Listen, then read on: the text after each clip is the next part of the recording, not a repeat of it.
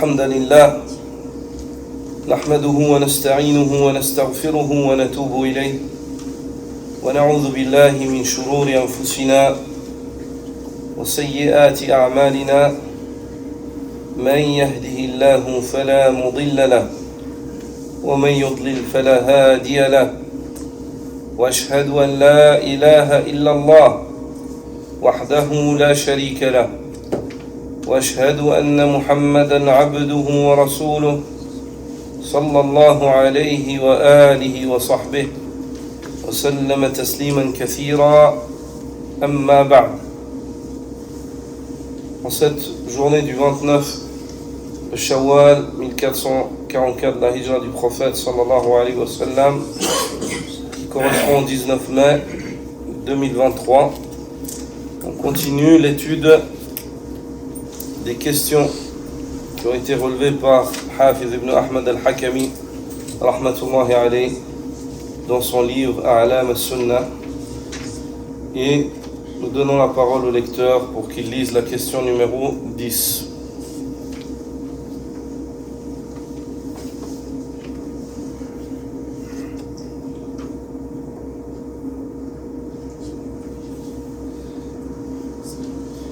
Bismillah, wa salatu wa salam ala rasulillah, sallallahu alayhi wa alihi wa sahbihi, wa sallam tasliman kathira. قال المصنف رحمه الله: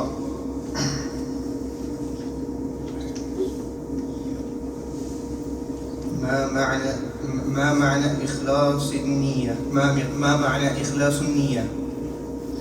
هو أن يكون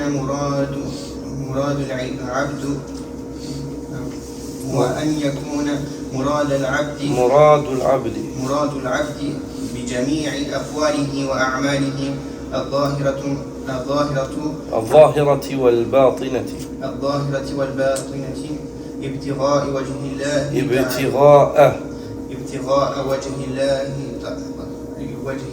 الله تعالى. قال الله عز وجل: وما أمروا إلا ليعبدوا الله مخلصين له الدين حنفاء. وقال تعالى: وما لأحد عنده من نعمة تجزى إلا ابتغاء وجه ربه الأعلى. وقال تعالى: إنما نطعمكم لوجه الله لا نريد منكم جزاء ولا شكورا. وقال تعالى: من كان يريد حرث الآخرة نزد له في حرثه ومن كان يريد حرث الدنيا نؤته منها وما له في الآخرة من نصيب. وغيرها من الآيات. Est-ce que tu arrives de brancher le micro qui est au-dessus de toi? Non, celui qui est au-dessus, à deux mains. Et pendant que j'explique, si tu peux arrêter celui-là aussi. ذكر المصنف هذا الشرط من شروط قبول العبادة ألا وهو الإخلاص، فقال رحمة الله عليه: ما معنى إخلاص النية؟ وسؤال المصنف عن المعنى أراد به إظهار المقصود به وإبرازه، فالمعنى في كلام العرب ظهور شيء وإبرازه. فالمعنى، كلمة المعنى في كلام العرب ظهور شيء وإبرازه. L'auteur, rahmatullahi alayh, introduit, comme à la manière et la méthodologie sur laquelle il a rédigé son livre, introduit cette information qui va traiter de la sincérité, l'ikhlas, par une question en disant: Ma ma'na ikhlasun niyya? Quel est le sens de la sincérité en matière d'intention? Et lorsque al-Musannif, l'auteur, rahmatullahi alayh, il questionne sur le ma'na, il veut par cela démontrer et mettre en valeur ou en évidence la question de l'intention. Car dans la parole des Arabes, al-ma'na, c'est ظهور الشيء ظهور شيء وإبرازه. C'est le fait de mettre en évidence une chose, de la démontrer ainsi que de la mettre en valeur ou en évidence. فالإخلاص لله عز وجل هو كما بينه رحمة الله عليه في قوله هو أن يكون مراد العبد بجميع أقواله وأعماله الظاهرة والباطنة ابتغاء وجه الله تعالى، يعني أن يقصد العابد المعبود وحده سبحانه وتعالى بالعبادة. La sincérité envers Allah subhanahu wa ta'ala, elle est comme l'a défini l'auteur ici, rahmatullahi alayhi, dans sa parole lorsqu'il dit le sens de la sincérité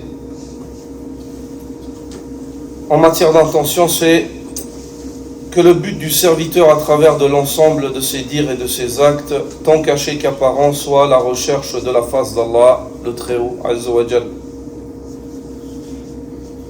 Il veut dire par cela que le but de celui qui adore soit celui qui l'adore. Que le but de celui qui adore soit celui qui l'adore et qu'il l'unifie dans le culte qu'il lui voue. C'est-à-dire que l'adorateur, par ses paroles et actes, par sa conviction et sa croyance, il ne recherche que la face d'Allah subhanahu wa ta'ala. Il ne voit personne. Il ne voit personne. Il n'y a que Allah subhanahu wa ta'ala. فمتعلق الإخلاص هو مراد يتوجه إليه العبد. Donc le point sur lequel traite la question de la sincérité, c'est le désir.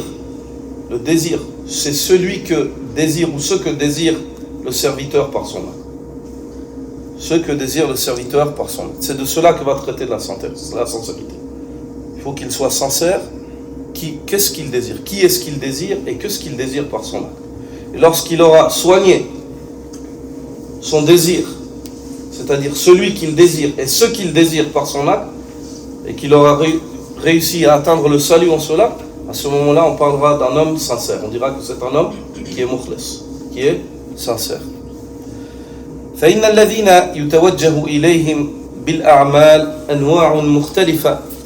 Ceci car ceux vers qui on se dirige par nos actes sont de catégories différentes. فتارة يتوجه العبد بعمله إلى الله تعالى وتارة يتوجه العبد بعمله إلى خلق الله. Ceux vers qui on se dirige par nos actes en tant qu'être humain, ils sont différents et variés. De temps en temps, l'homme par son acte, il se dirige vers Allah. Et son acte, il est dédié à Allah. Et de temps en temps, l'homme par son acte, il se dirige vers une créature parmi les créatures d'Allah. On ne parle pas que de l'adoration. Mais ça c'est, lorsqu'on traite de ce point-là, ceux qui peuvent être désirés par les actes, sache qu'ils sont multiples. Mais dans l'adoration, celui qui doit être désiré, c'est Allah seul unique et sans associés. فلا يتحقق الإخلاص إلا بكون المتوجه إليه هو الله وحده لا شريك له. Et la sincérité ne saurait se réaliser si ce n'est par le fait que celui qui est désiré par l'acte soit Allah, seul, unique et sans associé.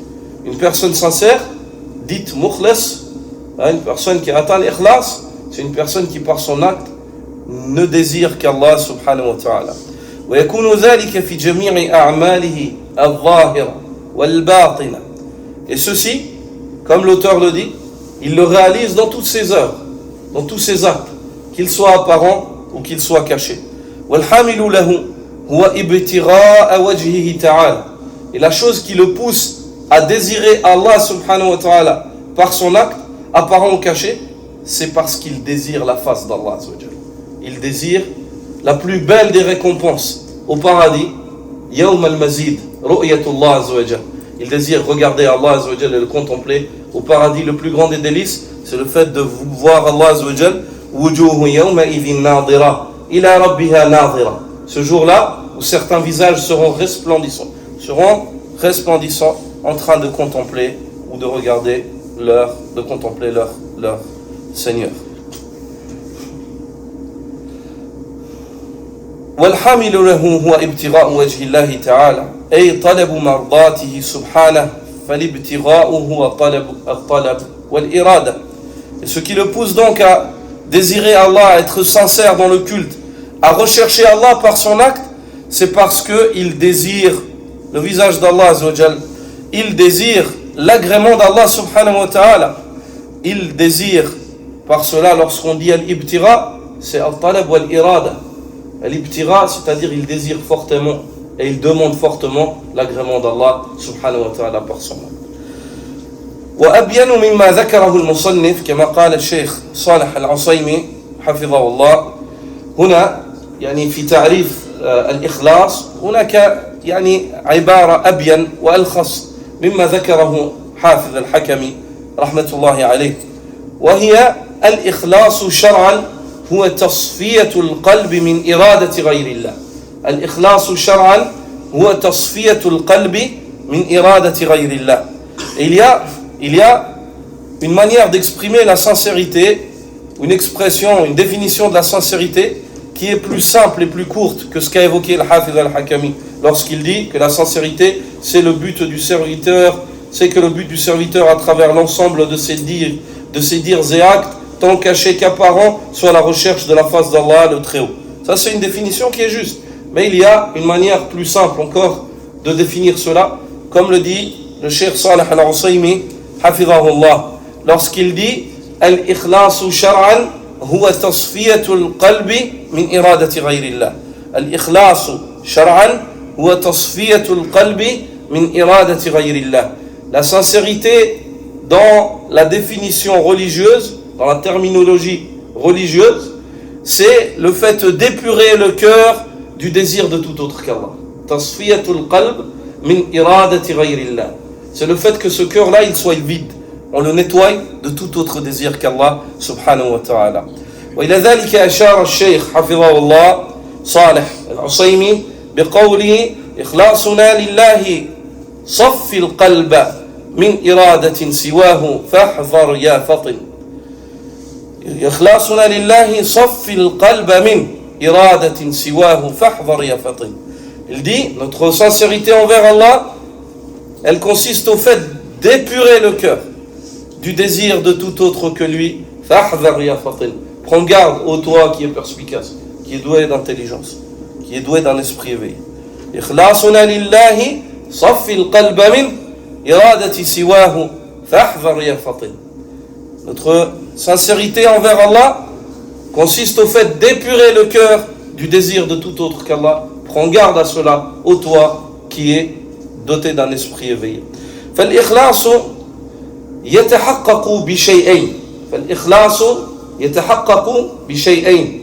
La sincérité, elle se voit réalisée par deux points. أن يكون المراد هو الله.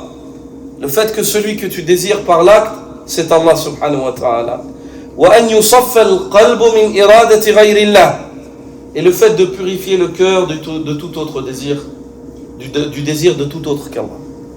La sincérité, elle se voit réalisée par deux caractéristiques, deux points.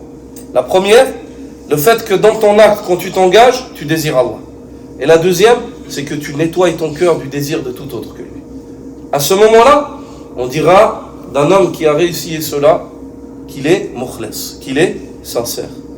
Al-ikhlasu fil lugha. La sincérité dans la langue des Arabes, le sens de cela, ma'naha صفاء يعني وزال عنه شوبة. صفاء وزال عنه شوبة. On dira akhlasa lorsqu'il a épuré. Yukhlisu lorsqu'il est pur. Il est pur et il sort toute chose qui ne fait pas partie de la chose essentielle. C'est-à-dire que si tu as un élément que tu vises, toute chose qui ne fait pas partie de lui, tu le sors. Ça, on appellera cela ikhlas. Et ici, dans la religion, c'est tout désir d'autre qu'Allah Azzawajal, tu le sors de ton cœur, c'est ça l'ikhlas. Tout désir d'autre qu'Allah derrière ton acte, tu le sors de ton cœur, c'est ça qu'on appellera al-ikhlas. وهناك آية توضح حقيقة الإخلاص وهي الآية من سورة النحل قول الله تعالى وإن لكم في الأنعام لعبرة نسقيكم مما في بطونه من بين فرث ودم لبنا خالصا سائغا للشاربين. Il y a un verset dans le Coran, dans Surat Al-Nahl, verset 66 de Surat Al-Nahl. Dans ce verset-là, Allah subhanahu wa ta'ala t'explique le sens, la réalité de l'ikhlas. C'est quoi la réalité de l'ikhlas? C'est quoi la réalité de l'ikhlas? Allah azza wa jalla dit wa inna lakum fil an'ami la'ibra. Vous avez très certainement dans le bétail des leçons, une leçon. نسقيكم مما في بطونه من بين فرث ودم لبنا خالصا سائغا للشاربين. Quelle est cette leçon que l'on tire, ya Allah? Nous vous abreuvons de ce qui est dans leur ventre, entre l'excrétion, les excréments, et le sang, surgit un lait pur, délicieux pour les buveurs. Il a employé le mot khalis. Un mot, il a employé le mot khalis pour décrire ce lait, pour dire qu'il est pur. Ça, c'est l'ikhlas. L'ikhlas, c'est le fait que ce lait-là qui sort, est-ce que tu vois une trace d'excrément? Est-ce que tu vois une trace de sang? Absolument pas. Il est épuré. Il est épuré. Sophia. Il en est ainsi pour le cœur du croyant. Le cœur du croyant monothéiste, qui est mukhlis, qui désire Allah Azza wa Jal, son cœur se voit purifié de toute chose qui ne fait pas partie de l'ikhlas. Son cœur se voit purifié de toute chose qui ne fait pas partie de l'ikhlas. Ou à la fin, le résultat de ce cœur-là, il est comme le résultat de cette boisson qui sort des ventres des bestiaux. Pure, khalis, sa'ir. Elle est pure et délicieuse. Il en est ainsi pour les œuvres du croyant. Elles sont pures et acceptées auprès d'Allah subhanahu wa ta'ala. Il n'y a pas de trace, qu'il n'y a pas de tache de quelconque autre chose que le tawhid dans les actes du monothéiste qui adore Allah subhanahu wa ta'ala avec sincérité. ثم ذكر المصنف 4 آيات في تحقيق هذا المعنى.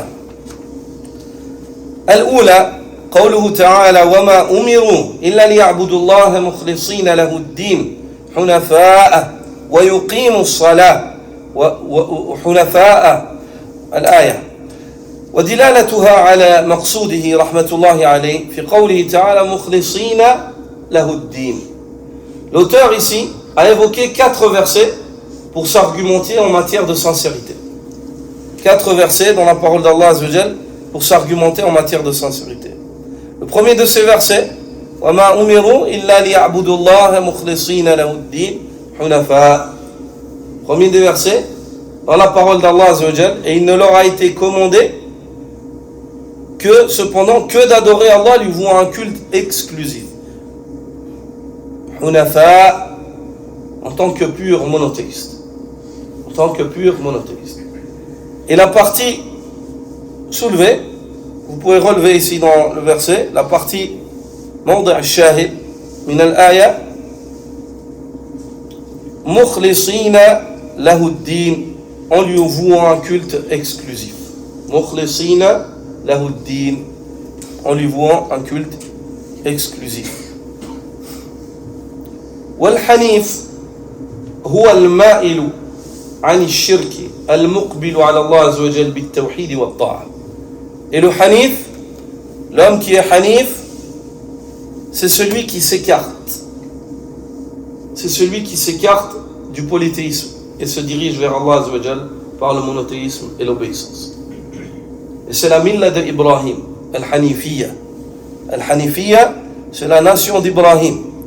هي الملة والمائلة عن الشرك المقبلة على الله بالتوحيد والطاعة. C'est la nation qui s'écarte du shirk, qui se dirige vers Allah Azza wa Jal par le biais du tawhid et de l'obéissance à Allah subhanahu wa ta'ala. أما الآية الثانية فقوله تعالى وما لأحد عنده من نعمة تجزى إلا ابتغاء وجه ربه الأعلى. ودلالتها على مقصوده رحمة الله عليه في قوله تعالى إلا ابتغاء وجه ربه الأعلى أي طلب وجه الله تقربا إليه طلب وجه الله طلب وجه الله عز وجل تقربا إليه. Le deuxième verset, c'est la parole d'Allah Azza wa Jal, et auprès de qui personne ne profite du bienfait intéressé. Et auprès de qui personne ne profite du bienfait intéressé. Ce verset-là, souvent les traducteurs, leur manière de le traduire, je la trouve très complexe.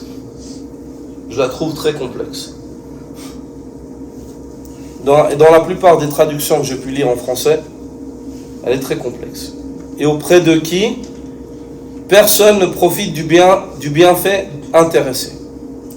Est-ce que, sincèrement, je vous pose la question ici, est-ce que vous comprenez ça? Sincèrement, vous êtes tous francophones. Vous comprenez pas ça? Et auprès de qui personne ne profite du bienfait intéressé. Je vais vous expliquer le ma'na de l'aya avec des mots simples. Après, vous traduisez-le comme vous voulez. Le sens de ce verset-là, وَمَا لِأَحَدٍ عِنْدَهُ مِنْ نِعْمَةٍ تُجْزَى, c'est le fait que la personne, il donne, cette personne-là de qui on parle, elle donne des choses, mais elle n'attend rien en retour. Est-ce que vous avez compris? Elle donne des choses, et les gens ils profitent de ce qu'ils donnent, mais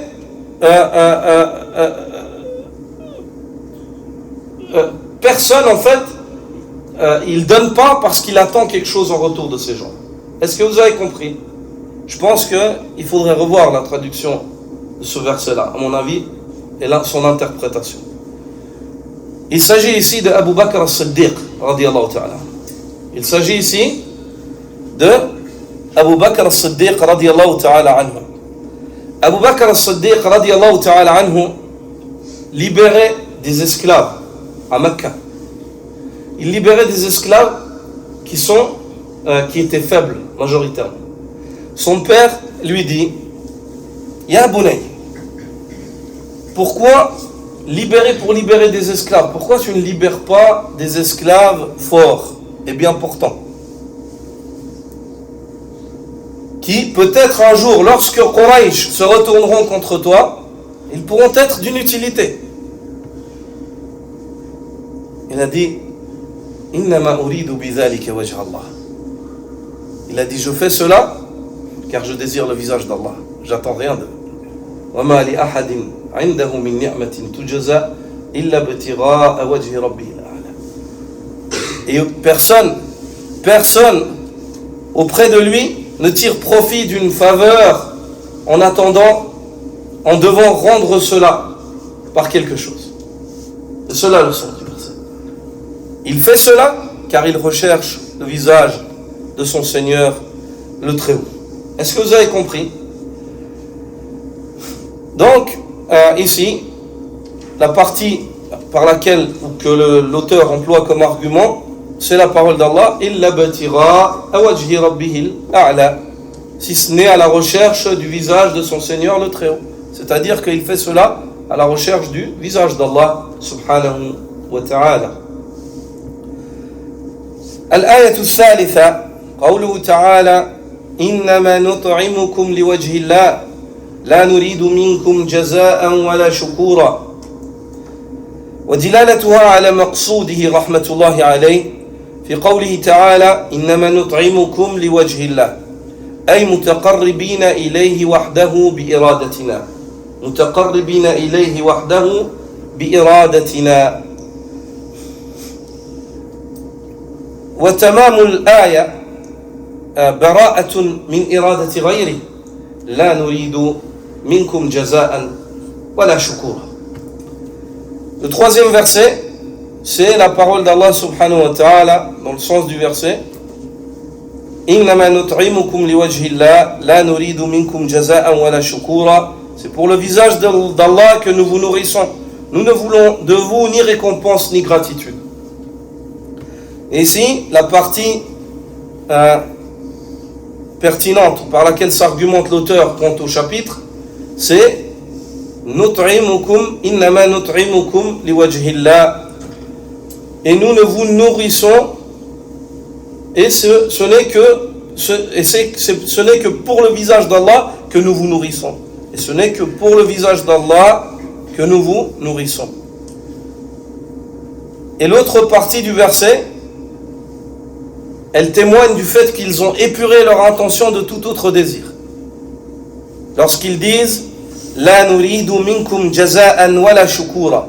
Nous ne voulons ni récompense ni gratitude de votre part. Est-ce que vous avez compris? Non. Al-ayatul rabi'a, le 4e verset, قوله تعالى من كان يريد حرث الآخرة نزيد له في حرثه ومن كان يريد حرث الدنيا نؤتيه منها وما له في الآخرة من نصيب. La parole d'Allah Azza wa Jal, quiconque désire labourer le champ de la vie future, nous augmenterons pour lui son labour. Et quiconque désire labourer le champ de la vie présente, nous lui en accorderons de ses jouissances. Mais il n'aura de part dans l'au-delà. Il n'aura aucune part, il n'aura pas de part dans l'au-delà. ودلالة على المقصود رحمة الله عليه قوله تعالى من كان يريد حرث الآخرة نزيد له في حرثه أي جزاء بالحسنى لمن أراد ما عند الله جزاء بالحسنى لمن أراد ما عند الله. Et la partie par laquelle il s'argumente dans ce chapitre, c'est la parole d'Allah Azza wa Jal, quiconque désire labourer le champ de la vie future, nous augmenterons pour lui son labour. Et ici, ce qu'il veut par cela, l'argumentation en matière de sincérité, elle est où? Il dit, c'est que l'homme, il est rétribué bil husna, de la meilleure des manières. On promet une rétribution de la meilleure des manières pour celui qui désire ce qu'il y a auprès d'Allah. C'est-à-dire, man kana yuridu harth al-akhirah, celui qui désire labourer les champs de la vie future, sa niya c'est quoi? C'est l'au-delà. C'est ce qu'il y a auprès d'Allah Azza wa Jal. Nazid lahu fi harthi. Allah Azza wa Jal promet de croître son labour, ce qu'Allah Azza wa Jal va lui préparer ici-bas et dans l'au-delà. ومع قوله من كان يريد حرث الدنيا نؤته منها جزاء له بالسوء ومع قوله تعالى وما له في الآخرة من نصيب أي ما له من حظ. Et ceci avec la parole d'Allah Azza wa Jal quant à celui qui désire labourer le champ de la vie présente, nous lui accorderons des jouissances, mais il n'aura pas de part dans l'au-delà, c'est-à-dire il sera mal rétribué, conformément à la niya qu'il avait. Jaza as-su wafqa niyati. Jaza as-su wafqa niyati. Il trouvera une mauvaise rétribution conforme à son intention.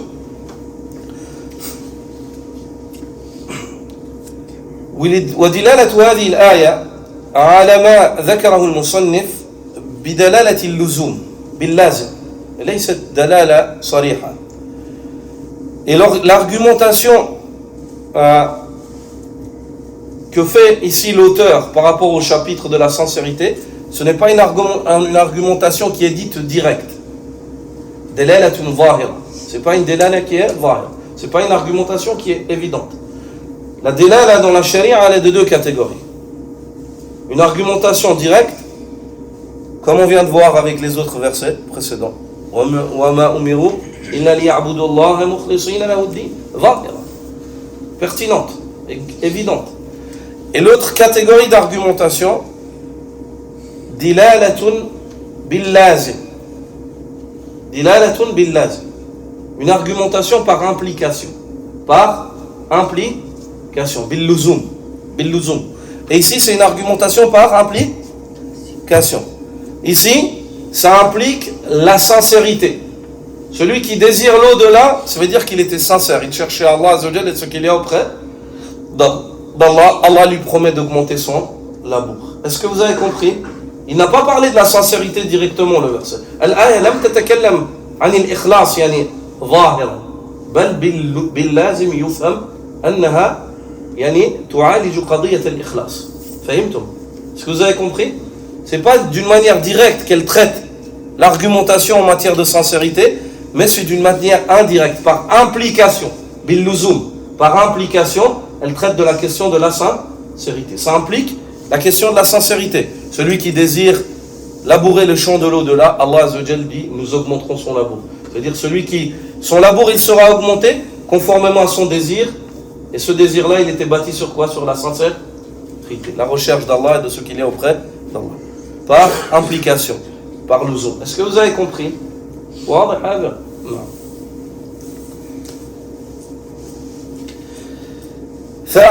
فالأعمال باعتبار القصد تحتفها ثلاث مراتب. الأعمال باعتبار القصد تحتفها ثلاث مراتب. مرتبة المقصود بالعمل، مرتبة المقصود بالعمل، وهو من يؤمل لأجله، وهو من يؤمل لأجله. والثانية مرتبة المقصود من العمل، مرتبة المقصود من العمل، وهو الجزاء المنتظر عليه. والمرتبة الثالثة مرتبة تمييز العمل بقصد فرضه أو نفله أو قصد عبادته أو عادته. نعم، تمييز بين الأعمال. أيها الإخوة, les œuvres par rapport à l'intention qu'on a, l'intention en fait elle traite de trois catégories, de trois degrés. Un degré qui va traiter de celui qu'on désire derrière notre œuvre. Pour qui? Tu peux mettre comme question pour qui? Un deuxième degré qui va traiter du but, de l'intention qu'on a derrière cette œuvre. Qu'est-ce qu'on attend? Donc pourquoi? Et un troisième degré, c'est le fait de distinguer par l'intention nos œuvres, entre une œuvre obligatoire, surérogatoire. Une œuvre qui fait partie des adat, une œuvre qui fait partie des ibadat. Est-ce que c'est clair? Il faut avoir l'intention. Est-ce que c'est une sunna ou une obligation? Est-ce que c'est le dhuhr ou c'est le asr? Est-ce que c'est clair? La question de l'intention, elle traite de ces trois choses. Pour qui? Pourquoi? Et la troisième, elle traite de quoi? Est-ce que vous avez compris? Est-ce que c'est clair? Tu peux résumer ça en ces trois points. Pour qui? Pourquoi? Et quoi? Pour qui? Pourquoi? Et quoi? Pour qui? Pour Allah. Pourquoi? À la recherche de ce qu'il y a auprès d'Allah. Et quoi? L'œuvre, tu sais, c'est une obligation ou pas? C'est une sunna ou pas? C'est le dhuhr ou c'est le asr? Tu ne peux pas rentrer dans une salle et dire ouais, il prie, je prie, ouais, on verra ce que c'est. C'est pas une niyyah. Est-ce que vous avez compris? La Bouddha بهذه المراتب الثلاثة. مرتبة المقصود من العمل، مرتبة المقصود بالعمل، المقصود من العمل، ومرتبة التمييز، تمييز العمل بين فرض ونفل أو عادة أو عبادة.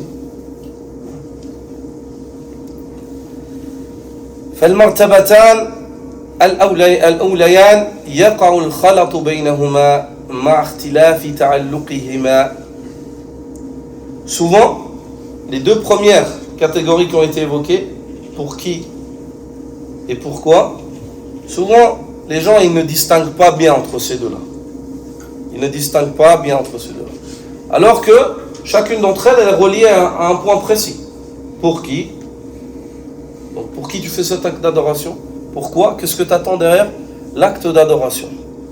فالمرتبة الأولى تتعلق بالمقصود بالعمل، أي الذي يتوجه إليه بالعمل وهو الله هل هو الله أم هو غيره؟ هذا هو السؤال. لمن تعمل هذا؟ هل هو الله أم هو غيره؟ La première des catégories, elle est en liaison avec celui que tu désires par ton œuvre. Celui pour qui tu fais cette œuvre-là. Est-ce que tu l'as fait pour Allah ou pour autre qu'Allah? أما المرتبة الثانية فتتعلق بالمقصود من العمل أي الجزاء الذي ينتظر ثوابا عليه. La deuxième catégorie, elle est en liaison avec ce que tu attends toi de l'œuvre. Pourquoi est-ce que tu l'as fait? Et ceci, c'est la récompense ou ce que tu attends derrière ton œuvre. Est-ce que tu désires derrière ton œuvre l'au-delà ou est-ce que tu désires le dunya? Minkum man yuridu dunya wa minkum man yuridu al-akhirah. Il y en a parmi vous qui désirent le dunya, il y en a parmi vous qui désirent l'au-delà. ومتعلقات كل مرتبة تختلف عن الثانية على الثانية وتدل على كل مرتبة وتدل كل مرتبة باللازم على الأخرى. Les liaisons qu'elles ont, les choses auxquelles elles sont liées, elles sont différentes. La première, elle est liée à qui? La deuxième, elle est liée à pourquoi? Pourquoi? Mais chacune d'entre elles est un argument. Elle implique l'autre. Je t'explique cela. Si tu désires réellement l'au-delà, ça implique quoi? Que tu fasses l'œuvre pour qui? Pour Allah. Si tu fais l'œuvre sincèrement pour Allah, ça implique quoi? Ça implique que tu désires l'au-delà. L'une implique l'autre. Mais chacune, elle traite d'un point différent. Est-ce que c'est clair? Non.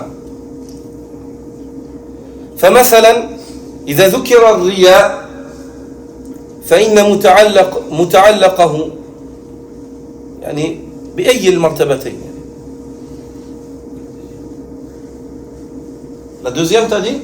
Stop, garde ta réponse. Deuxième. ويقول يعني أن الرياء إذا أخذنا يعني قضية الرياء تعلقها بأي هاتين المرتبتين الأولى أم الثانية؟ هو يقول الثانية لا تتغير الآن خلاص ابقى على ما كنت. La deuxième؟ لا الأولى والثانية. الاثنين؟ لا أبدا غلط. أنت سياسي. هذه سياسة نوع من السياسة. اختار الجوابين أظن الأولى. الأولى؟ أظن الأولى نعم. أحسنت. Lorsqu'on parle de l'ostentation, les frères, l'ostentation,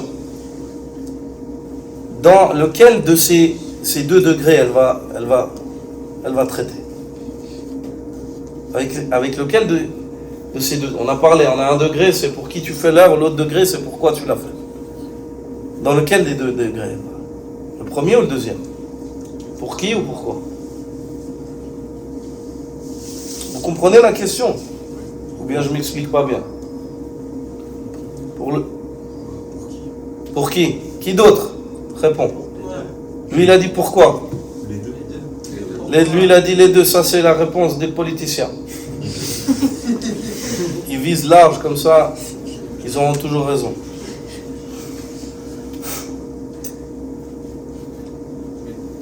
Pour qui ou pourquoi? Est-ce que les deux sont ici? On espère que justement quelque chose d'autre que les deux. Ici on veut quelque chose de précis, de direct. Essaye pas de gratter. La première. C'est la première, exactement. L'ostentation, c'est le fait de faire une œuvre pour autre qu'Allah ou dans ton œuvre, de la commencer pour Allah et de désirer autre qu'Allah. Est-ce que c'est clair? Non. Donc elle va traiter du premier point, comme a dit le frère et les autres frères ici qui ont eu raison, qu'Allah les récompense. Le frère là-bas aussi. Donc pour qui? L'ostentation, elle traite de pour qui? Pour qui? والعمل لأجل الدنيا بأي المراتب يتعلق. Le fait d'œuvrer avec une œuvre pour le dunya. Hein? الثانية, dont le pourquoi. Pourquoi est-ce que tu fais là? Bien joué, vous avez compris.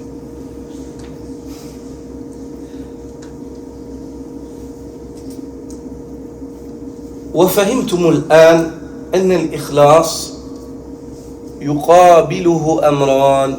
Et vous avez compris maintenant avec ça que ce qui va en opposition à la sincérité, c'est deux choses. C'est deux choses. Al-riya, l'ostentation. وإذا ذكر الرياء بالإفراد يتناول السمعة. يتناول السمعة. Et lorsqu'on évoque l'ostentation tout seul, elle englobe aussi al-sum'a, le désir d'être entendu ou d'être évoqué, le prestige, le désir du prestige. والأمر الثاني إرادة الدنيا بالعمل الصالح. Et la deuxième des choses qui fait opposition à l'ikhlas, c'est le fait de désirer une chose du dunya par une œuvre par laquelle on doit désirer l'au-delà.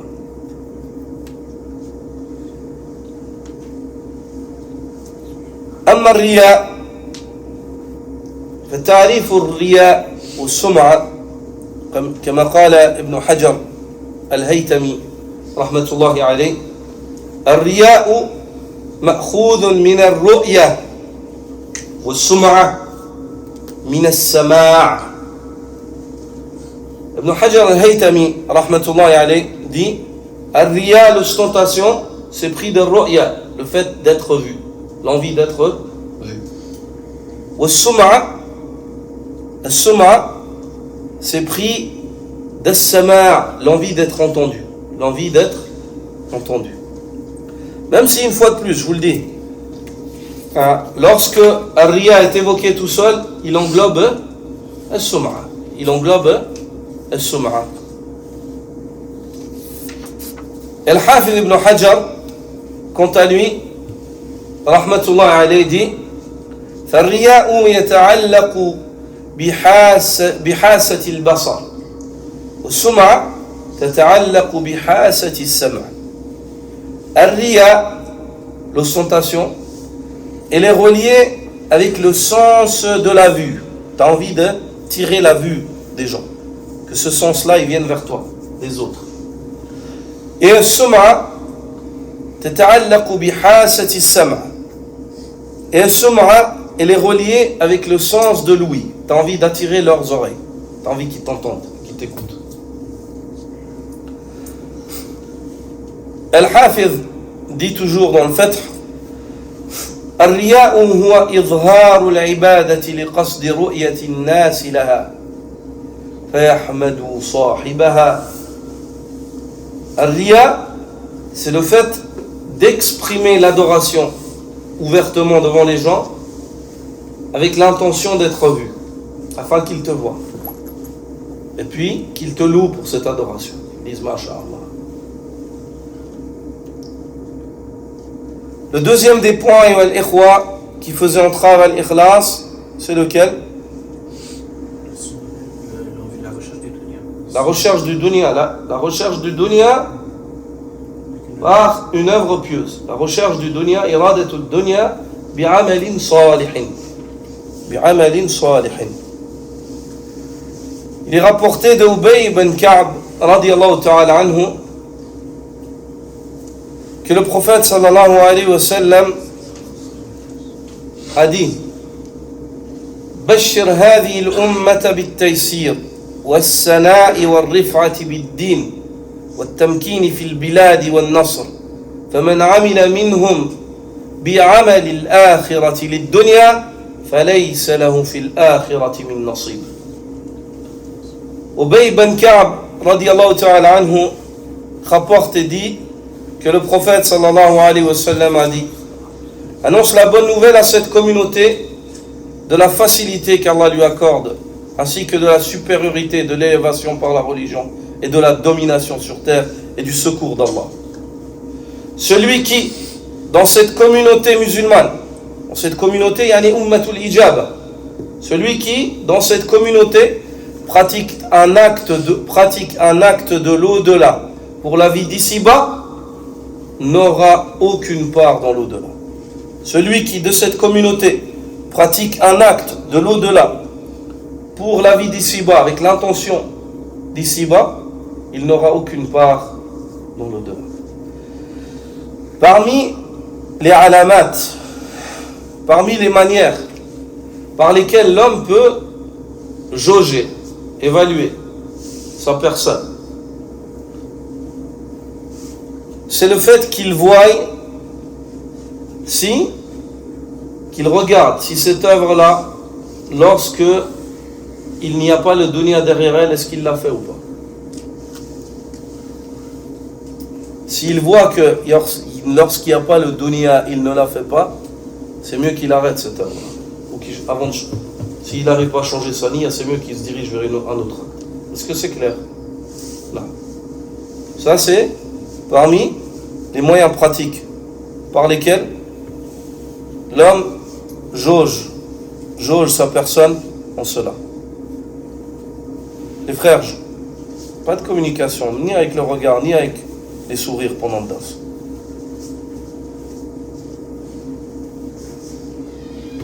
عن أبي هريرة رضي الله تعالى عنه أن النبي صلى الله عليه وسلم قال: من تعلم علما مما يبتغى به وجه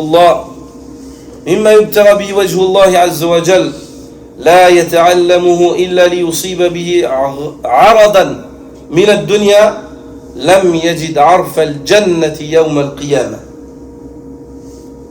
Abu Huraira radiallahu ta'ala anhu dit, le prophète sallallahu alayhi wa sallam a dit: celui qui apprend une science par le biais de laquelle on est censé rechercher le visage d'Allah, quant à lui, il ne l'apprend pas si ce n'est afin d'atteindre un bien mondain, qu'il sache qu'il ne sentira pas l'odeur du paradis Yawm al-Qiyamah.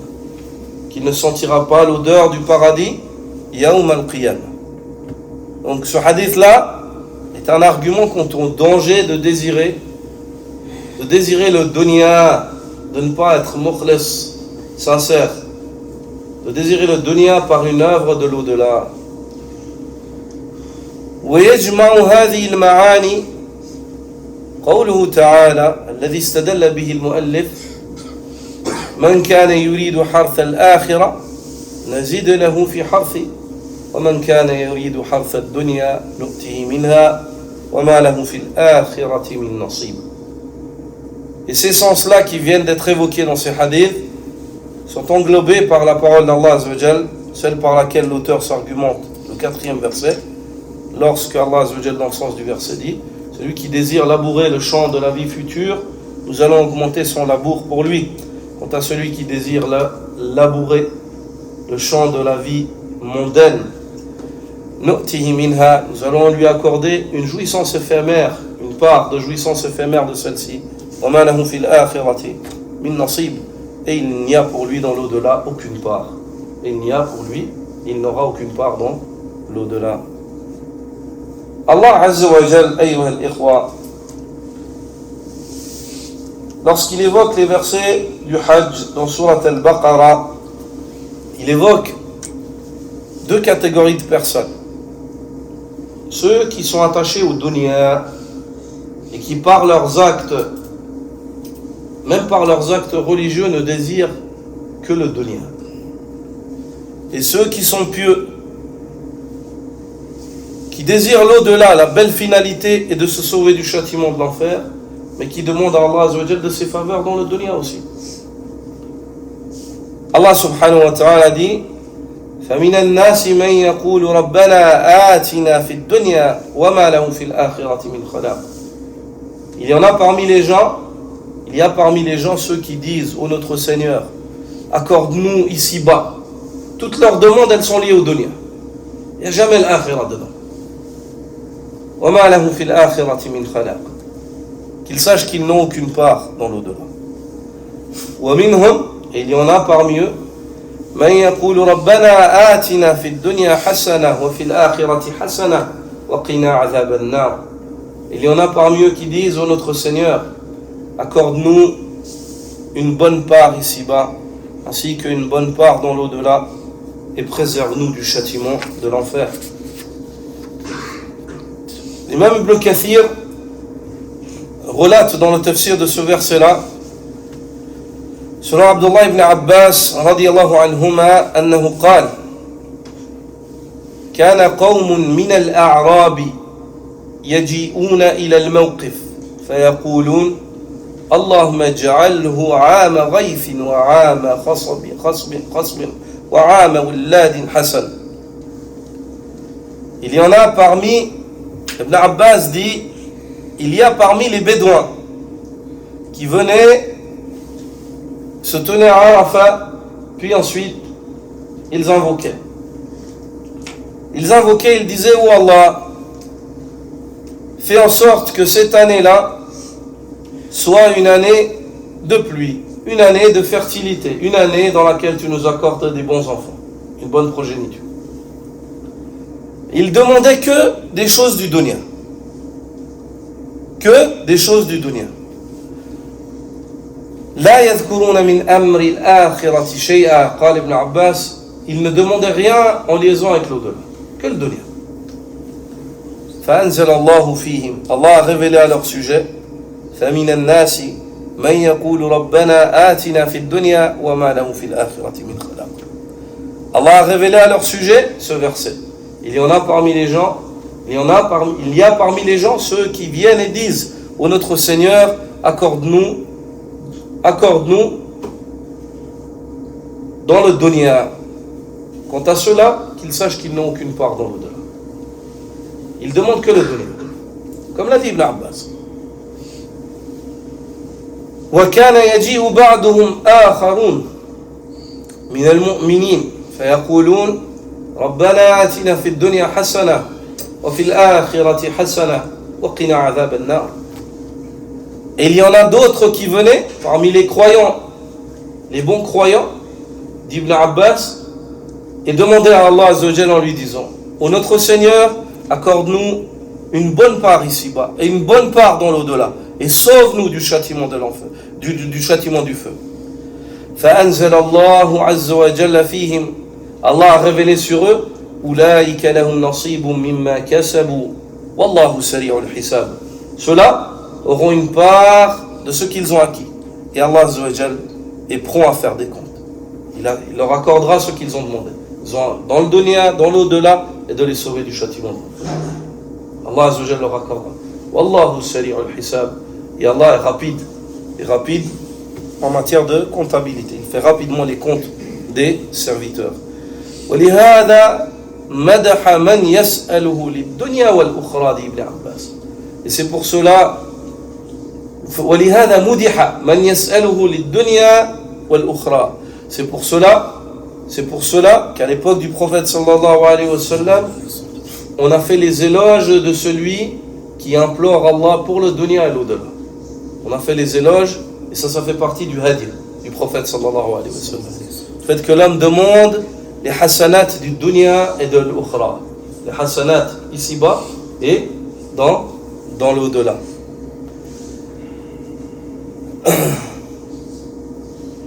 كم بقينا في صلاة العشاء؟ 14 minutes. هذه قضية معلومة بالضرورة فإن الله لا يقبل من العمل إلا ما كان له خالصا وما ابتغي به وجهه. Cette question-là, tout croyant la comprend et la connaît. Il n'y a pas besoin d'expliquer cela longuement. Le fait qu'Allah subhanahu wa ta'ala n'accepte pas une œuvre qui n'a pas été faite pour lui d'une manière exclusive et par laquelle on n'a pas désiré son visage. Allah Azza wa Jalla n'accepte pas une œuvre si ce n'est qu'elle soit faite pour lui et par laquelle on désire son visage, sa face, Jalla Jalaluhu. Et Abu Huraira radiyallahu ta'ala anhu rapporte du prophète sallallahu alayhi wa sallam qu'il est dit قال الله تعالى أنا أغنى الشركاء عن الشرك من عمل عملا أشرك معي فيه غيري تركته وشركه. Allah le Très-Haut dit, je suis celui qui se passe le plus d'un associé. Quiconque accomplit une œuvre dans laquelle il m'associe autrui, je l'abandonne lui ainsi que son association. Je l'abandonne lui ainsi que son association. وهذا الأمر أمر عظيم وهو أمر الإخلاص فإن هذه القضية هي القضية التي أقضت مضاجع الصالحين فما عالجوا شيئا أشد عليهم من نياتهم وإخلاصهم. Cette question-là est une question très importante, une question qui a perturbé tout homme vertueux avant nous. Tout homme vertueux avant nous. Elle a détruit leur couette. Ils ont quitté leur lit pour cette question-là, la question de l'ikhlas, la question de la sincérité. Ils ont lutté contre leurs âmes, contre leur être, pendant de longues années à la recherche de la sincérité. Et parmi les signes de l'homme sincère, c'est que l'homme sincère ne se voit jamais assez sincère. Parmi les signes de l'homme sincère, c'est que l'homme sincère, il doute toujours de son manque de sincérité. Jamais il témoigne qu'il désire par l'œuvre Allah Azza wa Jal comme il se doit. Jamais il oserait. Jamais il oserait. Et ça, c'est un signe de ikhlas. Le fait que l'homme ait peur de ne pas être mukhlis, de ne pas être sincère, c'est un signe de sincérité.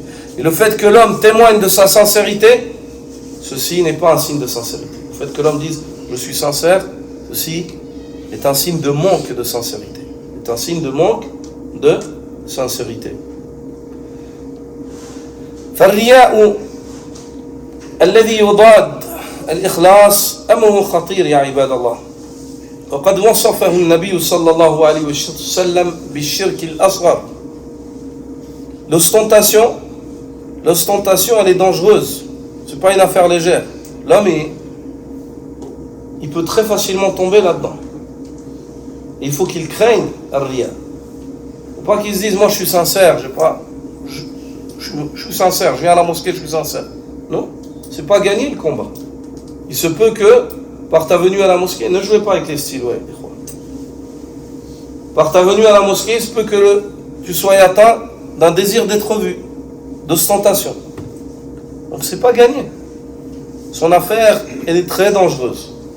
Abu Sa'id al-Khudri, radiyallahu ta'ala anhu, dit que le prophète sallallahu alayhi wa sallam leur a dit ألا أخبركم بما هو أخوف عليكم عندي من المسيح الدجال. Voulez-vous que je vous informe d'une chose que je crains plus pour vous encore que le faux Messie, que le Dajjal. Le Dajjal, ayyuha al-ikhwa, vous connaissez son récit, c'est effrayant. Un homme qui vient dans un temps d'épreuve, avec des épreuves, au point où le prophète sallallahu alayhi wa sallam nous demande de chercher le refuge auprès d'Allah Azza wa Jal contre cette créature durant chaque salat. À la fin de chaque salat, تتعوذ من أربع ومنها من فتنة المسيح الدجال. Tu cherches refuge contre 4 choses et parmi elles le fait de chercher refuge contre la tentation du faux Messie. Le prophète sallallahu alayhi wa sallam dit: voulez-vous que je vous informe d'une chose que je crains plus pour vous encore que le Messie ad-Dajjal? قالوا بلى يا رسول الله. Ils dirent bien sûr au messager d'Allah. قال الشرك الخفي يقوم الرجل فيصلي فيزين صلاته لما يرى من نظر الرجل. Je crains plus pour vous que le Dajjal, le petit polythéisme, le shirk caché, pardonnez-moi, le shirk caché, le polythéisme caché. Et il a expliqué ce que cela veut dire. Le fait que l'homme se lève, qu'il embellisse sa prière à l'idée que quelqu'un le regarde.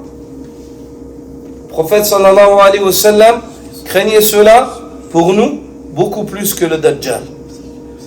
Certains parmi Ahlul Ilm évoquent, en se basant sur ce hadith, que celui من عصم من الرياء سيعصمه الله عز وجل من الدجال لأنه من الذين يحققون التوحيد. Certains parmi Ahlul Ilm se sont argumentés sur ce hadith et ont dit: celui qui est préservé de l'ostentation, Allah le préservera même du Dajjal. Celui qui est préservé de l'ostentation, Allah le préservera même du Dajjal. Pourquoi? Car il fait partie de ceux qui ont réalisé pleinement le Tawhid. Il réalise pleinement le Tawhid pour lequel Allah Azza wa Jal a créé les djinns et les hommes. Abu Bakr as-Siddiq radiyallahu ta'ala anhu rapporte du prophète sallallahu alayhi wa sallam qui lui a dit: Ya Aba Bakr, la shirku fikum akhfa min dabib an-naml walladhi nafsi biyadi. La shirku fikum akhfa min dabib an-naml. Karra sallallahu alayhi wa sallam. Abu Bakr as-Siddiq dit que le prophète sallallahu alayhi wa sallam un jour lui a dit: le polythéisme en vous, il est plus dissimulé que les pas d'une fourmi, par celui qui détient mon âme en ses mains. Il a répété: le polythéisme en vous, dans cette communauté, il est plus dissimulé que les pas d'une fourmi. Est-ce qu'ils sont discrets, les pas d'une fourmi ou pas? Une fourmi, elle est noire, tu la vois pas, et ces pas, tu les entends pas. ألا أدلك على شيء إذا فعلته ذهب عنك قليله وكثيره. Veux-tu que je t'informe, ô Abu Bakr, d'une chose, si tu la mets en pratique, laisse la bouteille, si tu la mets en pratique, Allah va ôter le peu et le beaucoup de polythéisme qu'il peut y avoir en toi. قل اللهم إني أعوذ بك أن أشرك بك وأنا أعلم وأستغفرك لما لا أعلم. Il lui dit sallallahu alayhi wa sallam, dis, quelle est cette chose-là? Dis, oh Allah, je me réfugie auprès de toi contre le fait de te donner quelconque associé, tout en ayant conscience de cela, et j'implore ton pardon si j'ai pu te donner un associé sans en avoir conscience. اللهم إني أعوذ بك أن أشرك بك وأنا أعلم وأستغفرك لما لا أعلم. وكان من دعاء عمر بن الخطاب أمير المؤمنين رضي الله تعالى عنه أنه يقول: اللهم اجعل عملي كله صالحا واجعله لوجهك خالصا ولا تجعل فيه لغيرك شيئا. Il faisait partie des invocations du prince des croyants, Omar ibn al-Khattab, parmi les imams des hommes sincères qu'ont connu cette communauté. Le fait de dire: oh Allah, fais en sorte que toute mon œuvre soit vertueuse et qu'elle te soit dédiée, qu'elle soit faite à la recherche de ton visage exclusivement, et ne mets rien dans mes œuvres pour autre que toi. Et ne mets rien dans mes œuvres pour autre que toi. Cette invocation, Cheikh al-Islam Ibn Taymiyyah l'évoque, ainsi que son élève Ibn al-Qayyim, rahmatullahi alayh. Ibn al-Qayyim dit que Cheikh al-Islam Ibn Taymiyyah a répété souvent cette invocation. Allahumma ij'al amali kullahu salihan waj'alhu liwajhika khalisa wa la taj'al fihi li ghayrika shay'an wa la taj'al fihi li ghayrika shay'an. Serviteur d'Allah, il y a un verset dans lequel Allah subhanahu wa ta'ala ordonne le prophète sallallahu alayhi wa sallam de rappeler sa communauté à l'importance du tawhid et de l'avertir contre le shirk. Ce verset-là, à la fin de Suratul Kahf, dans la parole d'Allah: قُلْ إِنَّمَا أَنَا بَشَرٌ مِثْلُكُمْ يُوحَى إِلَيَّ أنما إلهكم إله واحد. يأمر الله جل وعلا نبيه محمدا صلى الله عليه وسلم أن يقول للناس: إنما أنا بشر مثلكم. وهو قصر النبي صلى الله عليه وسلم على البشرية، فليس لي من الربوبية ولا من الإلهية شيء، بل ذلك لله وحده لا شريك له. وأوحي إلي أن توحدوا وأوحى إلي تعالى أن توحدوه. أمرني أن توحدوا أن أأمركم بأن توحدوا الله تعالى. Allah Azza wa Jal dit au prophète sallallahu alayhi wa sallam dans le sens du verset: dis-leur, Muhammad, innama ana basharun mithlukum, je suis un homme comme vous, un être humain. La différence, yuha ilayya, à la différence que je reçois la révélation. Quelle est cette révélation? annama ilahukum ilahun wahid. Cette révélation, elle me rappelle que votre divinité est une divinité unique. Il ordonne son prophète sallallahu alayhi wa sallam de rappeler aux hommes qu'il est un homme. Il n'a pas le droit d'être adoré ou divinisé. On ne l'invoque pas sallallahu alayhi wa sallam. Bashar. Et il lui rappelle et lui demande de rappeler aux gens qu'il reçoit la révélation tout en informant du contenu de cette révélation qui est le tawhid. Annama ilahukum ilahun wahid. Cette révélation qui m'est faite, elle vous rappelle que votre divinité est un Dieu seul, unique et sans associé. فمن كان يرجو لقاء ربه أي يخاف المصير إليه ويأمل لقاء الله ورؤيته فليعمل عملا صالحا وهو ما كان موافقا لشرع الله مقصودا به وجهه ولا يشرك بعبادة ربه أحدا أي لا يرائي بعمله بل لا بد أن يريد به وجه الله وحده لا شريك له وهذان هما ركن العمل المتقبل عند الله عز وجل أن يكون خالصا لله وأن يكون صوابا على شريعة رسول الله صلى الله عليه وسلم. Puis Allah subhanahu wa ta'ala, après avoir rappelé au prophète sallallahu alayhi wa sallam et demandé de rappeler, après avoir rappelé au prophète sallallahu alayhi wa sallam et demandé de rappeler qu'il est un homme, qu'il reçoit la révélation, que cette révélation elle nous rappelle que notre divinité est un Seigneur unique, une divinité unique et sans associé. فَمَنْ كَانَ يَرْجُو لِقَاءَ رَبِّي, elle nous rappelle, Allah Azza wa Jalla demande de rappeler au prophète sallallahu alayhi wa sallam, de rappeler à sa communauté la rencontre et le retour à Allah. Celui qui espère rencontrer son Seigneur, il a peur de se rendre devant Allah Azza wa Jalla. Et il espère retrouver Allah Azza wa Jalla de la meilleure des manières. Quelle est la solution? Qu'il fasse don d'œuvres pieuses. Et l'œuvre pieuse, c'est une œuvre qui est conforme à la religion du prophète Mohammed sallallahu alayhi wa sallam et par laquelle on désire le visage d'Allah Azza wa Jalla. C'est une œuvre qui est conforme à la religion du prophète Mohammed sallallahu alayhi wa sallam et par laquelle on désire le visage d'Allah. Puis il y a l'avertissement vis-à-vis de ceux qui abolissent les œuvres. Wala yushrik bi'ibadati rabbihi ahada. Et que celui qui désire Allah Azza wa Jal, ne donne aucun associé à Allah dans le culte. Qu'il ne donne aucun associé. Même le plus petit des associationnismes, même le fait de se dire « Ah, il me voit, ah, il m'entend cet homme, ah, j'aimerais bien qu'il me voie, même cela. On ne parle même pas de l'adoration des statues ou des mausolées. Non. On parle en tant que monothéiste, même le fait de dire, de penser à autre, dans ton culte à autre qu'Allah. De dire « Ah, j'aimerais bien qu'il me voie, qu'il écoute ma récitation, ou qu'il voit mon recours, mon sujoud, ou ainsi de suite. » Oui,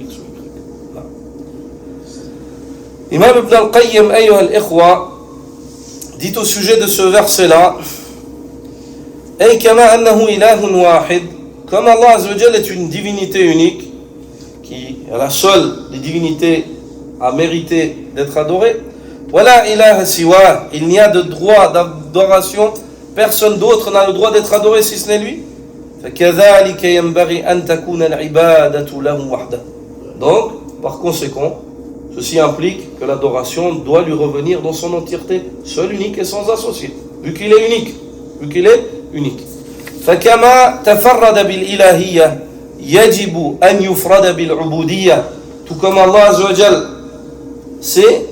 a démontré qu'il est unique dans le caractère divin, il est primordial donc qu'on témoigne, qu'on l'unifie, c'est-à-dire pas qu'on l'unifie, qu'on témoigne, qu'on l'adore seul, unique et sans associé. Qu'on l'adore seul, unique et sans associé. فالعمل الصالح هو الخالي من الرياء المقيد بالسنة. L'œuvre vertueuse d'Ibn al-Qayyim, c'est celle qui est vide d'ostentation et qui est bâtie, qui est attachée ou restreinte à la sunna du prophète sallallahu alayhi wa sallam. Cheikh Ibn Uthaymin rahmatullah alayhi dit Al-ikhlasu lillahi fil ibadati ma'nahu ألا يحمل العبد ألا يحمل العبد إلى العبادة إلا حب الله تعالى وتعظيمه ورجاء ثوابه ورضوانه. La sincérité envers Allah Azza wa Jal dans le culte comprend le fait que l'homme ne soit poussé à l'adoration d'Allah Azza wa Jal que par l'amour qu'il a pour Allah et la vénération et l'espoir qu'il a de la récompense auprès d'Allah Azza wa Jal, ainsi qu'à la recherche de son agrément.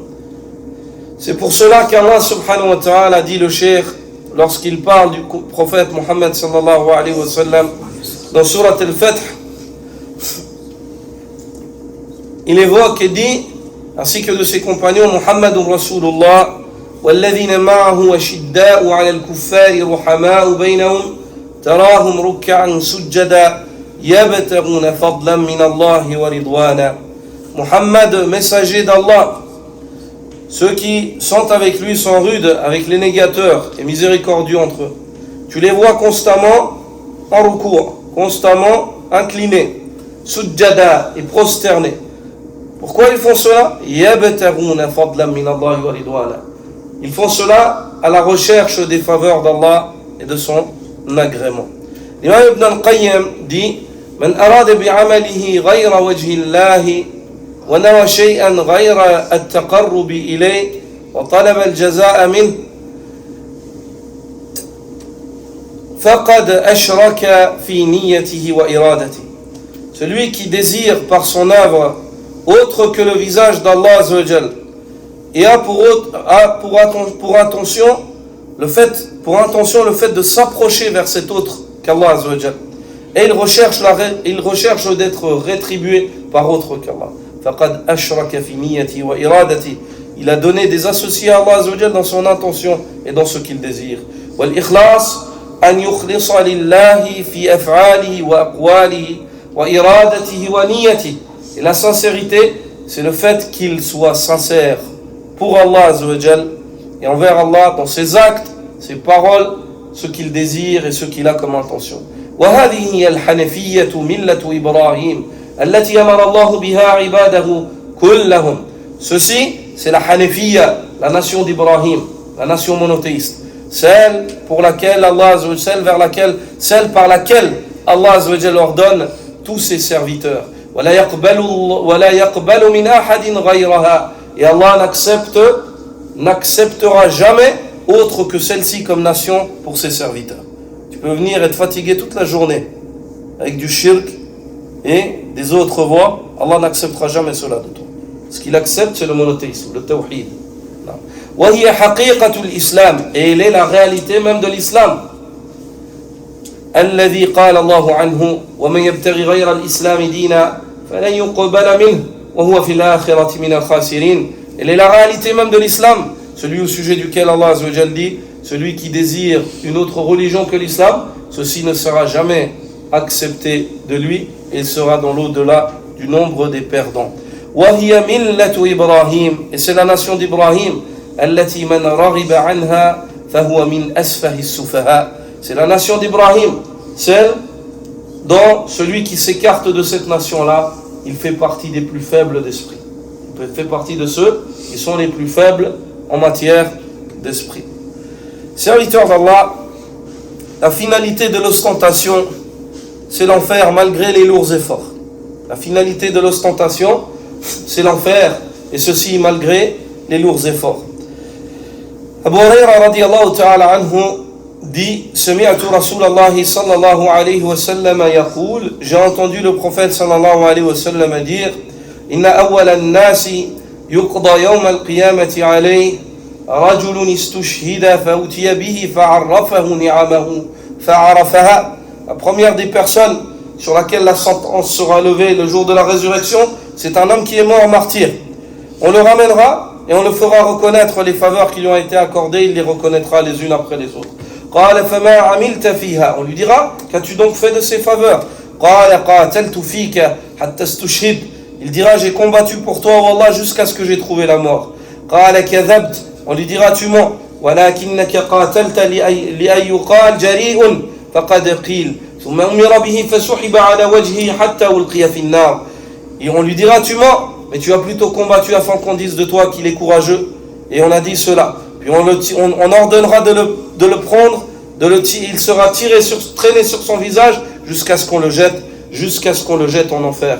ورجل تعلم العلم وعلمه وقرأ القرآن فأتي به فعرفه نعمه فعرفها. Et le second, c'est un homme qui a appris la science et l'a enseigné et qui a lu le Coran. On le ramènera et on le fera reconnaître les faveurs qui lui ont été accordées et il les reconnaîtra les unes après les autres. قال فما عملت فيها. On lui dira qu'as-tu donc fait de ces faveurs. قال تعلمت العلم وعلمته وقرأت فيك القرآن. Il dira j'ai appris la science et je l'ai enseigné et j'ai lu pour toi le Coran. Tout cela je l'ai fait pour toi. يقال له كذبت. On lui dira tu as menti ولكنك تعلمت العلم ليقال عالم وقرأت القرآن ليقال قارئ فقد قيل ثم أمر به فسحب على وجهه حتى ألقي في النار. Et on lui dira tu mens mais tu as plutôt appris le savoir pour qu'on dise de toi que tu es savant et tu as lu le Coran pour qu'on dise de toi que tu étais un lecteur. Puis on ordonnera de le saisir et il sera traîné sur son visage jusqu'à ce qu'il soit jeté en enfer. ورجل وسع الله عليه وأعطاه من أصناف المال كله فأتي به فعرفه نعمه فعرفها قال فما عملت فيها قال ما تركت من سبيل تحب أن ينفق فيها إلا أنفقت فيها لك. Et le troisième, c'est un homme à qui Allah Azza wa Jalla a accordé une abondance en matière de richesse. On le ramènera et on lui fera reconnaître les faveurs qui lui ont été accordées. Il les reconnaîtra. Puis on lui dira qu'as-tu donc fait de ces faveurs. Il dira je n'ai pas laissé une voie dans laquelle tu aimais que l'on dépense si ce n'est que j'ai dépensé pour toi. يقال له كذبت. On lui dira tu mens. ولكنك فعلت ليقال هو جواد. Tu as fait cela pour qu'on dise de toi, il est généreux. فقد قيل. Tu as eu cela. Les gens ont dit de toi que tu es généreux. ثم أمر به فسحب على وجهه حتى ألقي في النار. Puis on ordonnera de le saisir et il sera traîné sur son visage jusqu'à ce qu'il soit jeté en enfer. Jusqu'à ce qu'il soit jeté en enfer. Ça c'est aqibatul riya. Qu'Allah Azza wa Jalla nous sauve du mal de nos êtres. Ça c'est la finalité. Regardez les lourds efforts de ces trois hommes. Les efforts qu'on n'a pas nous déjà. Un homme qui combat jusqu'à ce qu'il meure. Un homme qui passe toute sa vie à apprendre, à enseigner. Et un homme qui a une abondance et il donne. La finalité, l'enfer qu'Allah nous préserve. Pourquoi? Il n'y a pas d'ikhlas. Pourquoi? Faqad al-ikhlas. Il a perdu l'ikhlas. Il a perdu l'ikhlas. Joue pas avec le stylo. Haqiqatul ikhlas. La réalité de l'ikhlas, ayyuha al-ikhwa. Je vais vous lire ce qu'Ibn al-Qayyim dit dans Madarij al-Salikin. Il dit وفي صحيح عنه صلى الله عليه وسلم أنه قال إن الله لا ينظر إلى جسامكم ولا إلى صوركم ولكن ينظر إلى قلوبكم. الحديث. La réalité de l'ikhlas. Ibn al-Qayyim dit, il a été rapporté du prophète sallallahu alayhi wa sallam qu'il a dit Allah ne regarde pas vos corps et ni votre apparence, mais Allah regarde vos cœurs. وقال تعالى. Puis Allah le Très-Haut dit لن ينال الله لحومها ولا دماؤها ولكن يناله التقوى منكم. Allah n'est pas atteint par la chair et par le sang des bêtes que vous sacrifiez. Mais ce qui atteint Allah, c'est la piété qui émane de vos cœurs lorsque vous faites cela. يعني الإخلاص, la sincérité. Désir du visage d'Allah Azza wa Jalla par cet acte. وفي أثر مروي إلهي الإخلاص سر من سري استودعته قلب من أحببته من عبادي. Et dans le récit qui est narré, un récit divin, il faut savoir qu'Ibn al-Qayyim et Ibn Kathir sont des grands ulama. Des fois, ils narrent ce qu'on appelle l'Israéliyat, les récits des fils d'Israël. Ils narrent. Et des fois, ils disent وفي الأثر المروي. Il ne dit pas de qui vient l'Athar. Ça fait partie de l'Israéliyat. Il est dans le récit divin où la parole d'Allah est narrée, soi-disant Allah le Très-Haut aurait dit Al-ikhlasu sirrun min sirri. La sincérité, c'est un secret parmi mes secrets. استودعته قلب من أحببته من عبادي. Je l'ai déposé dans le cœur de ceux que j'ai aimés parmi mes serviteurs. La sincérité est un secret parmi mes secrets.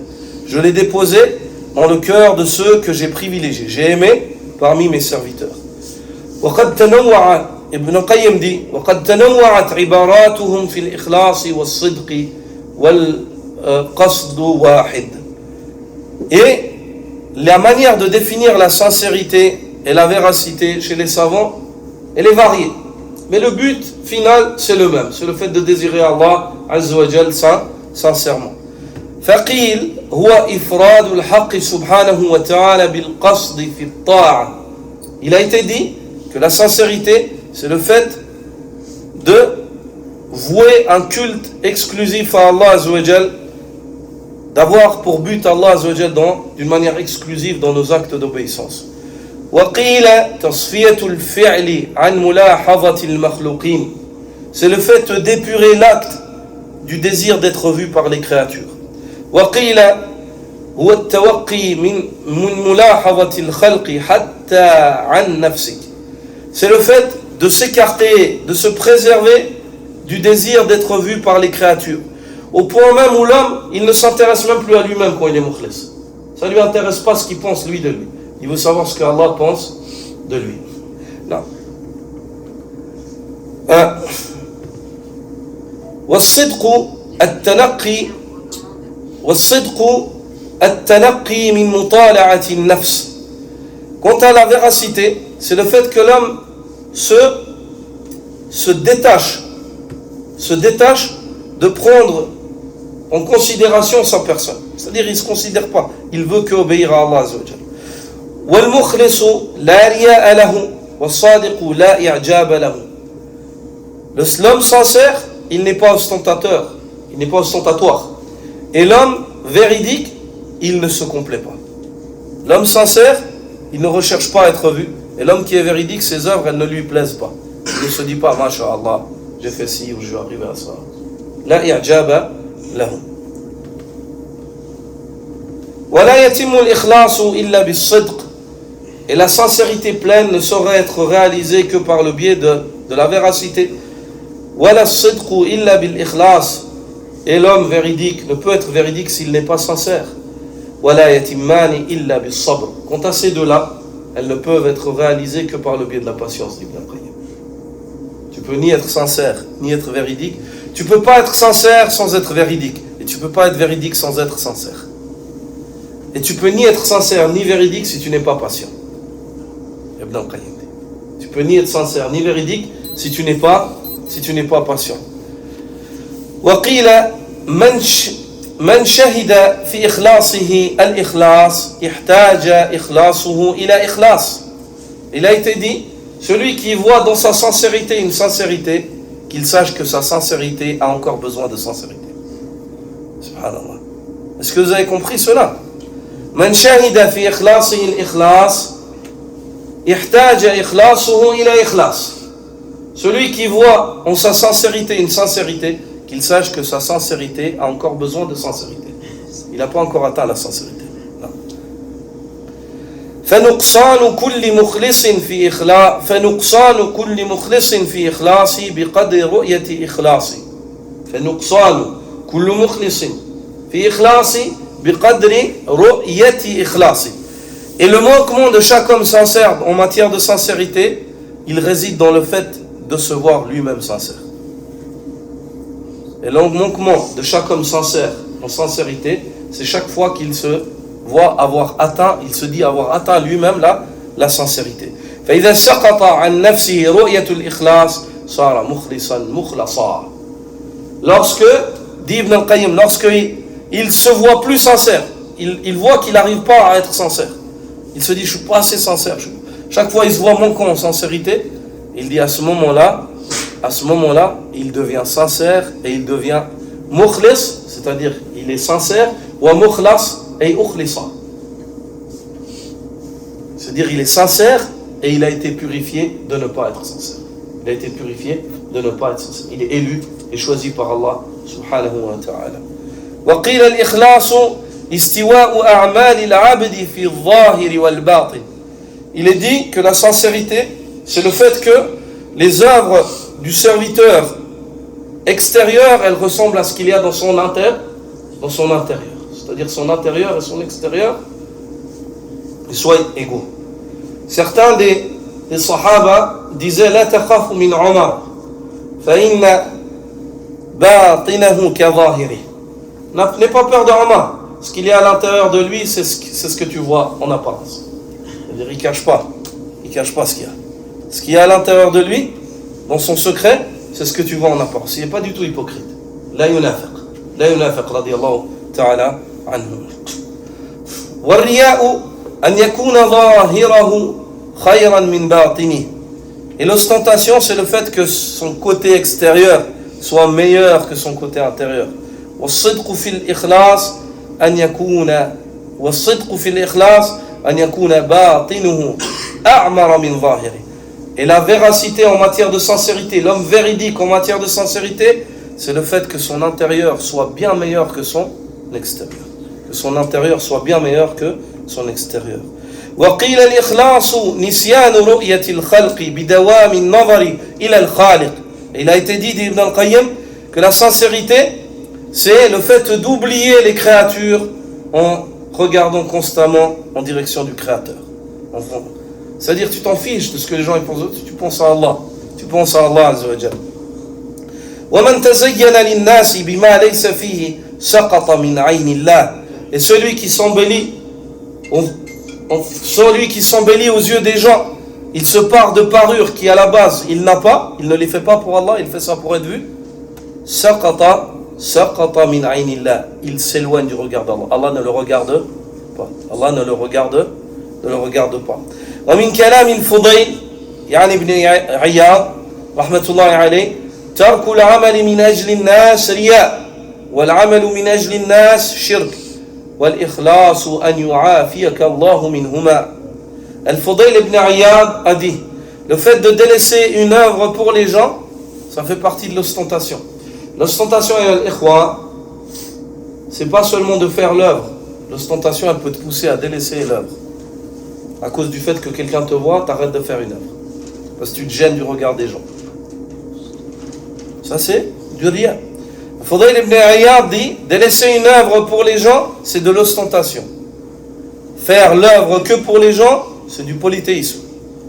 La sincérité, c'est le fait qu'Allah te préserve de ces deux-là, dit le Fudayl. qu'Allah te préserve de ces deux-là. وقال الجنيد الإخلاص سر بين الله وبين العبد لا يعلمه ملك فيكتبه ولا شيطان فيفسده ولا هوى فيميل. Al-Junayd a dit la sincérité c'est un secret entre Allah et son serviteur. Personne ne la connaît. Pas même un ange qui puisse l'inscrire. Même les malaïkas, certains des salafs disent que même les malaïkas ils ne savent pas l'ikhlas. Il n'y a que Allah qui le sait. Et pas même un shaitan qui puisse le corrompre. Et pas même un penchant, un désir qui puisse le faire s'incliner. Quand la sincérité elle est forte, ce que veut dire Junayd ici, c'est que quand la sincérité de l'homme elle est forte, il n'y a rien qui peut la faire bouger. Il n'y a rien qui peut la faire bouger et il la retrouvera auprès d'Allah subhanahu wa ta'ala. فقيل للسهل أي شيء نشد على النفس فقال الإخلاص لأنه ليس لها فيه نصيب. Il a été dit à Junayd, il a été dit à Sahl, quelle est la chose qui est la plus dure pour l'être? Quel est l'acte le plus difficile, la chose la plus dure à réaliser en matière d'adoration? Il a dit la sincérité, car l'être de l'homme, il n'a aucune part là-dedans, elle est cachée, dissimulée. Et en général, tu peux être motivé. Souvent quand on est ensemble, on est motivé, parce qu'au moins tu te dis, tu te compares et tout. Mais la sincérité, c'est quelque chose d'inter, personne là-bas. Il n'y a que Allah. Tu n'as aucune part. Tu n'as rien à tirer dans le dunya de ta sincérité, de matériel. Tout ce que tu peux espérer, c'est lorsque tu rencontres Allah Azza wa Jal. وقال بعضهم الإخلاص ألا تطلب على عملك شاهدا غير الله ولا مجازيا سواه. La sincérité, c'est le fait que par le biais de ton œuvre, tu ne demandes à être vu par personne d'autre qu'Allah. Par ton œuvre, tu n'espères être vu que par Allah Azza wa Jal. Et tu ne demandes à être rétribué que par Allah. Tu n'attends de rétribution de personne d'autre que lui. وقال مكحول ما أخلص عبد قط 40 يوما إلا ظهرت ينابيع الحكمة من قلبه على لسانه. Il a été dit que Makhoul a dit: un homme ne saurait se montrer 40 journées d'affilée sincère, si ce n'est que les sources de la sagesse commenceront à apparaître, à surgir de son cœur pour s'exprimer par sa langue. Un homme ne saurait combattre son être afin de rechercher le visage d'Allah pendant 40 jours. Que Allah. Si ce n'est qu'après ces 40 jours, on verra le résultat comment. Tu verras que les sources de la sagesse qui coulent de son cœur commenceront à s'exprimer sur sa langue. Tu entendras de cet homme-là des paroles sages, tu n'entendras jamais parler personne d'autre comme ça. C'est quoi le ça vient de... Regarde Ibn al-Qayyim, regarde les Sahaba, Ali ibn Abi Talib. Écoute ces paroles-là. Tu dis, subhanallah, ils viennent d'une autre planète ces gens. Comment ils réfléchissent? Comment ça vient ces paroles? Ça vient quoi? Ça vient des yanabi'a, de la hikmah. Des sources de la sagesse qui émanent, qui coulent de où? D'un cœur khalis, d'un cœur qui est sincère. يبتغي بذلك وجه الله تعالى. وقال يوسف بن الحسين أعز شيء في الدنيا الإخلاص وكم أجتهد في إسقاط الرياء عن قلبي فكأنه ينبت على لون آخر. Il a été rapporté de Yusuf ibn al-Hussein qu'il est dit: la chose qui a le plus de valeur pour moi dans le dunya, c'est la sincérité. Et combien de temps je combats et je lutte pour faire sortir l'ostentation de mon cœur. Et chaque fois que je la fais sortir, j'ai l'impression qu'elle pousse à nouveau dans mon cœur d'une autre couleur. وقال أبو سليمان الداراني إذا أخلص العبد انقطعت عنه كثرة الوساوس والرياء. C'est le dernier récit qu'Ibn al-Qayyim évoque dans le chapitre. Il dit, Abu Sulayman al-Darani a dit: lorsque le serviteur se montre sincère, les multiples insufflations démoniaques, elles n'ont plus de place, ainsi que l'ostentation n'a plus de place dans son cœur. Plus il est sincère avec Allah Azza wa Jal, moins le shaitan il a d'espace, et moins il désire autre qu'Allah subhanahu wa ta'ala par son œuvre. سبحانك اللهم وبحمدك أشهد أن لا إله إلا أنت أستغفرك وأتوب إليك.